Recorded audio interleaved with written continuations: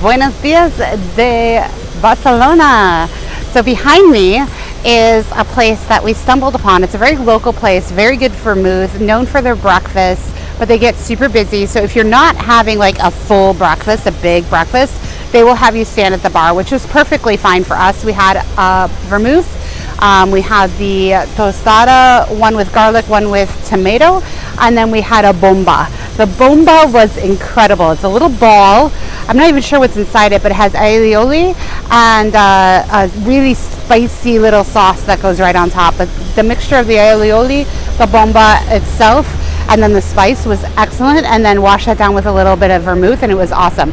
It's like 11 a.m. I don't usually drink before noon, but you know, we're in Spain and do as the Spaniards do, but this is mostly a local place. As you see, there's no signage outside, so we would have never found this had we not been doing our research ahead of time. I don't even know the name of it, but I'm going to go up and take a video of close-up shot of the little tiny sign on the door, because otherwise you wouldn't know that it's even there. This is in the Barceloneta neighborhood. You go from the market and then you make your way towards the sea. So if you are at the market walking from the main street, you make a right at the market, and it's right on that street, right at this square. So you can see behind me there, that's the market, and then it's this huge square, and it's right on this huge square here. So it was awesome. The owners run the place, work in the place. It's a generational family-owned shop, and it was really great for breakfast this morning.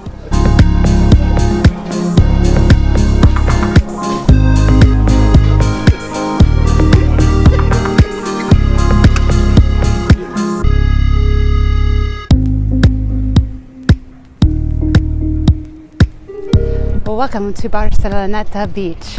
We are here on the beachfront in Barcelona. It's a beautiful day. It's a little overcast. They're predicting maybe some rain, and then you can see the clouds coming in a little bit. But we thought we'd get here this morning. We're walking over to Montjuic later on after this. We're doing the whole coastal area and then ending in Montjuic, heading down the back of Montjuic to where the Olympic Stadium is and everything like that, and ending our day at the Magic Fountain.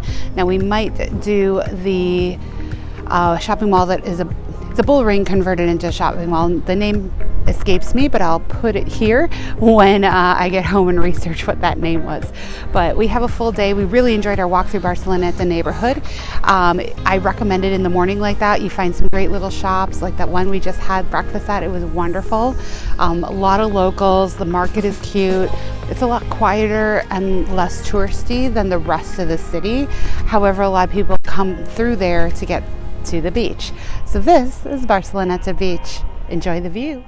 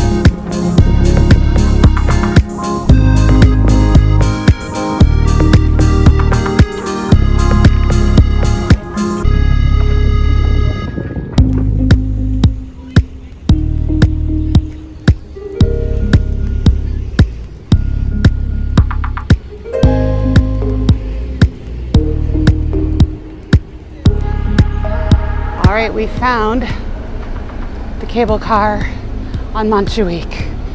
We had to do a whole hike up the hill. I think if you come up from Plaza de España, you can hit the funicular, and then the funicular brings you to this level, which has the cable car that goes to the top. But we took the hard way because we came from the port side, so we climbed everything and then found the cable car.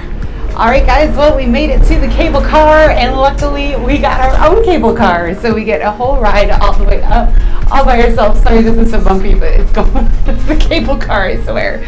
But here we go, heading on up. We did do round trip. It's $12.70 per person to go round trip up and down. So it's not the cheapest thing in the world. It does not include your entrance to the castle.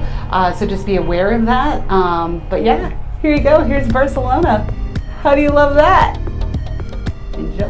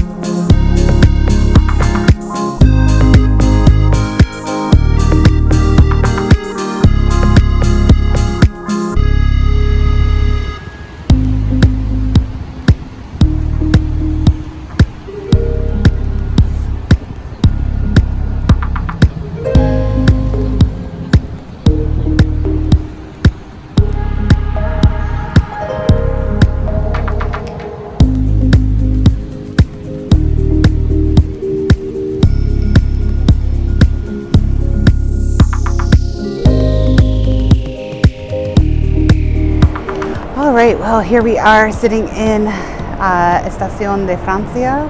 We're waiting for our train. We literally cannot walk anymore. It was a great day. We started off, as you know, in Barceloneta. Loved it. That was a cute little neighborhood. We might want to hit it up again. And then walked along the beach and then ended up making our way to Montjuic. We never found the funicular until we got up to where the cable car was. I think when you're coming up from sea level, you have to take certain side streets, but it's very tempting to go up the mountain right away into like the park and the garden, which is what we ended up doing. It wasn't bad. It was a bit of a hike, and we're already a little tired with our feet from all the walking we've done this week. So we did that, but it is a hike, and just be prepared for that. You can also go up the street, which it will eventually run you into the funicular, and that will take you then to the cable car. Both have a cost associated with them. As I showed you earlier with the cable car, it was fine. It was kind of fun. And then the entry to the castle is €5 per person, but it has some awesome views of all of Barcelona. So it was really cool to get up there and see all that and do all that and wander around. We were just exhausted. So then after you leave Montjuic, you have a couple options. You can take a bus down. I don't recommend that. You want to see the neighborhood. Right on the other side of Montjuic is the Olympic stuff from the 92 Olympics. So you have the Olympic Stadium, Olympic Park, everything is there. So you can go down that way, or you can do what we did because we were exhausted.